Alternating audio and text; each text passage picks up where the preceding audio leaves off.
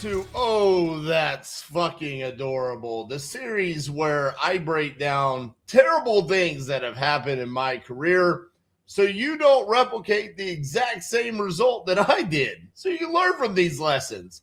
Today, we're going to be talking about how I lost $50,000 in earnest money on one transaction. Now, what's hilarious about this is the quick synopsis is I didn't even have a contract on the property and I lost $50,000. So how does this happen? Well, this all started with a long-term relationship that I had with a joint venture partner. This is someone that I had done hundreds of deals with, right? He was one of my initial partners where he would dispo the deals, we would do the acquisitions, and we had built up a level of trust together. Now, I'm not pointing the finger at this person because this person also got screwed over in the transaction. However, the final result ended up being the death of our relationship together. I hold no hard feelings to this person whatsoever. It was my own fault. Extreme ownership. I should have done better due diligence. So let me explain what happened.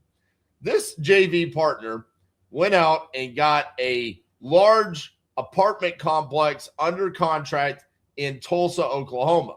Now, he wasn't local to Tulsa, Oklahoma, and he needed boots on the ground. And so he asked me and Cassie, and this is back in 2018, 2019. So this has been many, many years, okay? He asked us to go out to Tulsa, Oklahoma, take a look at some of the properties, that single-family properties that he owned in Tulsa, Oklahoma. He was looking to get rid of those, liquidate those, and then also perform some due diligence on this apartment complex. So we went out, we took pictures, we walked all of these properties, and that was essentially all of our role in this transaction. We were basically just helping him, and so he compensated us for our time, and that was fine. However, what took place after that was he went out and he got lending on the apartment complex. But as the due diligence period expired, the lender wasn't prepared to close yet.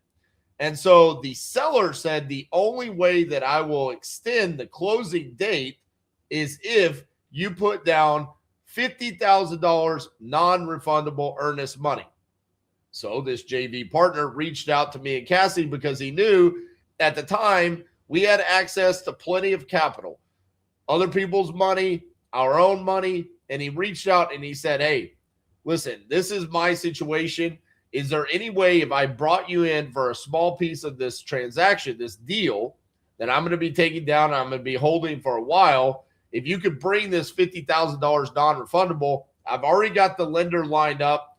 I'm prepared to close. We need an extra 2-3 weeks for the lender to get everything lined up. So everything checked the boxes in theory, except the issue was the lender was not legitimate.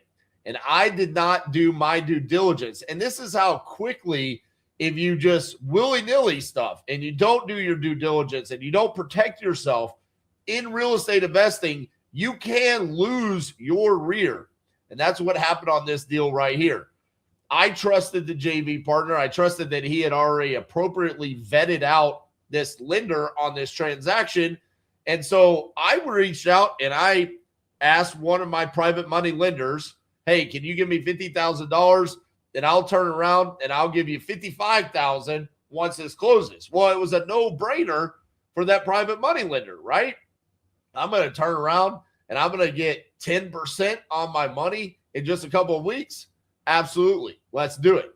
And for me, giving up that $5,000 was nothing because I was going to get an equity stake in this large multifamily complex in Tulsa, Oklahoma, until the deal didn't close.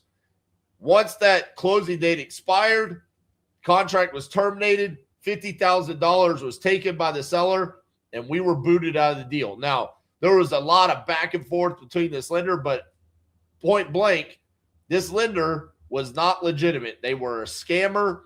They were trying to broker the deal. If they were even was successful, that even might have been a lie. But we ended up finding out there was multiple cases against this person that was pretending to be a lender, where he had screwed over people and they lost money. But at the end of the day, there was nothing that we could essentially do besides, slap him on the wrist, open up another case. It didn't matter. The money was never coming back to us. And so here I was, basically a bystander of this deal, and got looped in. And what I saw was a shiny object, an opportunity to be able to get in on a multifamily transaction, essentially have no role in it, but just reap the benefits. And sometimes when it's too good to be true, the saying is, it just is too good to be true. And that's exactly what happened here. And so what happened is the $50,000 is gone, but my private money lender still expects to be paid back. What ends up happening is everybody else leaves me at the altar. It's not their relationship with that private money lender. It was my relationship. So they didn't care that $50,000 got lost. Nobody else in this transaction cared. And that's the part that kind of bothered me. But honestly, it was my fault for not doing my due diligence to figure out that this lender on this transaction was not legitimate. And so I ended up having to pay my private money lender back 100% of the proceeds of the $50,000 of his that I lost. And that's where we hear all these stories about using other people's money, and you don't have to have any skin in the game. Well, that's true, except for your reputation, your word. That's what's on the line here. And because everybody else ran away when the deal fell apart, I was the one that was left paying my private money lender back the $55,000 that I owed. So I had to work out a payment arrangement instead of just coming out of my pocket the $55,000 and getting that private money lender paid back. And this is one of the many stories that I had during that time of 2018, 2019, where deal flow wasn't an issue. There were so many opportunities that were coming our ways, whether it was a flip, a rental, seller finance, sub-twos, in this case, multifamily. They were abundant. And I was chasing each and every one of them. And why? Because social media told me that's what I was supposed to do. Don't sit there and solely focus on wholesaling, RJ. You're supposed to go out and create your legacy and have that freedom, passive income. You can be a part of this large apartment complex deal in Tulsa, Oklahoma, and it's going to be fantastic for you. But at the end of the day, what ended up happening was I lost somebody else's money, and that's one of the worst feelings in the world. And it was because I saw the shiny object and I did not do the appropriate due diligence. I never even placed a phone conversation to that lender before asking my private money lender to give me his hard-earned $50,000. And because of that, I was left with the bag at the end of the day.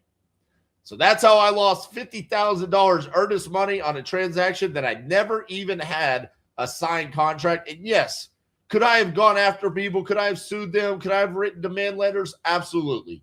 But I looked at it and I said, you know what? This is all on me. This is my fault. And because of that, we took the heat and we paid back the loan. Let me know if you guys have ever lost this kind of money on a transaction. Hopefully you haven't. And the next time you have an opportunity that comes your way where you're thinking about being involved in a shiny object, slow down, do your due diligence before you lose somebody else's money. Show me some love. Please like today's video, and we'll see you guys tomorrow.